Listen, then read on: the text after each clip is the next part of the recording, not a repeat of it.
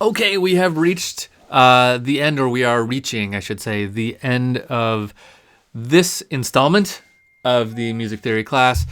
I'm glad you stuck around. What I wanted to do real quick here is talk about what's coming up next in the next class.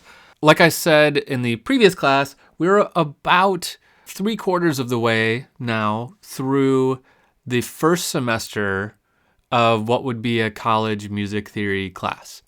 Typically, it's 4 semesters long, and we are about 3/4 of the way. So I think after the next one, we should be through what would normally be the first semester. So what comes next? The next big topic, I believe, is modes.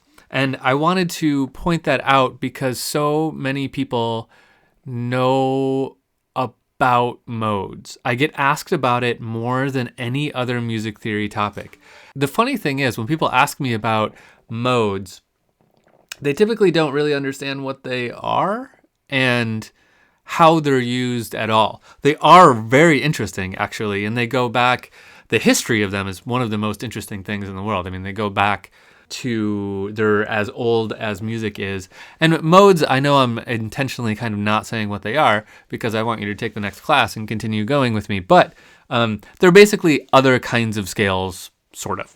So they're like, we know major, we know minor now. There are, 5 or 6 other ones, and we call those the modes. And they go back to medieval times, but they're still used very often in jazz and classical, even in a lot of pop songs, they're using some of them. So very important to learn those. And that is our big topic of the next course. And in addition to that, just like all of these, we'll do kind of one big topic and then a couple smaller topics in there as well.